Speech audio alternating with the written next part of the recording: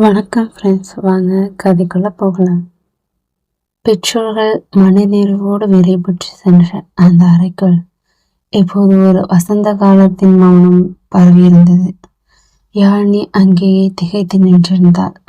கவின் அவளது கனவுகளுக்காக பேசிய விதம், அவளது கௌரவத்திற்காக நின்ற உறுதி, இவை அனைத்தும் விட அவளது கையை பிடிக்கும் உரிமையை அவளது தந்தையிடமே வாங்கிய அந்த தருணம் அவள் இதயத்தில் இனம் புரியாத ஒரு நிகழ்ச்சியை ஏற்படுத்தியிருந்தது. அவள் மெல்ல தலை நிமிர்ந்து கவினை பார்த்தாள். அவனோ எவ்வித ஆர்வமுமின்றி ஒரு மெல்லிய புன்னகையோடு அவளையே பார்த்து கொண்டிருந்தான். என்ன அண்ணி, இன்னும் அப்படியே நிற்கிற? அப்பா சொன்னதுல ஏதாவது வருத்தமா என்று கவின் மெல்ல கேட்டான். யாழினி கண்கள் பணிக்க, இல்லை சார், வருத்தம் இல்லை. ஆனா எனக்காக நீங்க இவ்வளவு பேசுவீங்கன்னு நான் எதிர்பார்க்கல. கௌரவம் பத்தி நீங்க சொன்ன அந்த வார்த்தைகள் இனி வாழ்நாள் முழுக்க எனக்குள் ஒழிச்சுக்கிட்டே இருக்கும் என்றால் நாணத்துடன். கவின் அவளை நெருங்கி வந்து, யாழினி, ஒரு பெண்ணுக்கு உண்மையான அழகு அவளோட படிப்பு தான். அது நீ அடையிறப்போ அந்த நிமிஷம் இந்த உலகமே உன்னை பார்த்து வியக்கும். அது வரைக்கும் நான் உனக்கு வெறும் பாஸ் மட்டுமில்லை, உன்னை பாதுகாக்கும் கவசமா இருப்பேன் என்றான் அழுத்தமாக. மாலை நேரம் அலுவலக பணிகள் முடிந்ததும் வழக்கமாக அவர்கள் இருவரும் செல்லும் அந்த சிறிய காஃபி ஷாப்பில் அமர்ந்திருந்தார்கள்.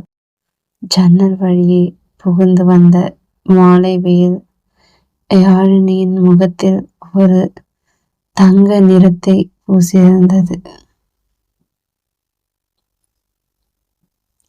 யாழினி தன் காஃபியை மெல்ல உறிஞ்சு கொண்டிருக்க, கவின் திடீரென்று மேஜையின் மீது இருந்த யாழினியின் கையை தன் கைகளால் மெல்ல பற்றினான். அந்த தொடுதல் ஒரு மின்சாரத்தைப் போல அவள் பாய்ந்தது.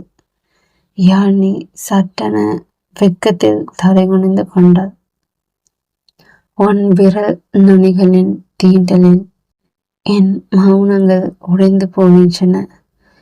உன்னை படிக்கும் போதெல்லாம் என் லட்சியங்கள் வலுப்பெறுகின்றன. அன்று அதிகாரியாய் பார்த்த விழிகள் என்று என் வாழ்வின் பாதியாய் பார்க்கின்றன. அலைமோதும் என் மனதுக்கு அரவணைப்பு மட்டுமே இப்போது ஒற்றை தீர்வு.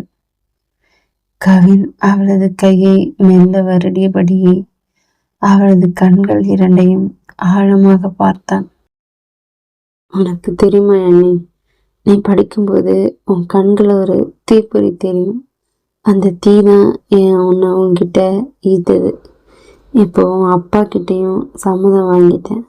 இனி நீ கவலைப்படாம உன் லட்சியத்தை மட்டும் கவனம் செலுத்து என்றான். யாழினி மெல்லிய புன்னகையுடன் அவனை பார்த்தாள். அவளது பார்வையில் மிக்க நன்றி என்பதையும் தாண்டி ஒரு உன்னதமான காதல் தெரிந்தது. காஃபியை முடித்துவிட்டு கவின் தனது பைக்கில் யாழினியை அவளது கோச்சிங் சென்டருக்கு அழைத்து சென்றான். கோச்சிங் சென்டர் வாசலில் பைக்கை நிறுத்தியவன் மீண்டும் ஒரு முறை அவளுக்கு தன்னம்பிக்கையை ஊட்டினான். யாழினி, இன்னைக்கு நடந்ததை நினைச்சு ரொம்ப எமோஷனல் ஆகாத. படிப்பில் கவனம் சிதறக்கூடாது, புரியுதா? யாழினி தலையை ஆட்டிவிட்டு உள்ளே செல்ல முற்பட்டாள். சாலையின் ஓரத்தில் மிக நீண்ட விலை உயர்ந்த ஒரு கருப்பு நிற லாக்ஸஸ் கார் வந்து நின்றது. அந்த பிரம்மாண்டமான கார் அங்கிருந்த அனைவரின் கவனத்தையும் ஈர்த்தது. காரின் கதவு மெல்ல திறக்க அதிலிருந்து சுமார் 55 வயது மதிப்புத்தக்க ஒரு பெரியவர் இறங்கினார். அவர் அணிந்திருந்த கோட் சூட்டும் அவரது மிடுக்கான தோற்றமும் அவர் ஒரு பெரும் செல்வந்தர் என்பதை பரிசாற்றியது. அந்த பெரியவரை பார்த்த அடுத்த நொடி கவினின் முகம் அப்படியே வெளுத்து போனது. நிதானத்திற்கு பெயர் போன கவின் இப்போது அதிர்ச்சியில் உறைந்து நின்றான். அவன் கைகளில் ஒரு நடுக்கம் தெரிந்தது. யாழினி குழப்பத்துடன், சார் என்னாச்சு? அவரு தெரியுமா? ஏன் இப்படி பண்றீங்க என்று பட்டத்துடன் கேட்டாள். கவின் பதில் சொல்லவில்லை. அவன் கண்கள் அந்த பெரியவர் மீதே நிலைத்திருந்தன. அந்த பெரியவர் மெல்ல கண்ணாடியை கழற்றிவிட்டு கவினை பார்த்தார். அவர் பார்வையில் ஒருவித ஆதிகாரமும் ஏளனமும் கலந்திருந்தது.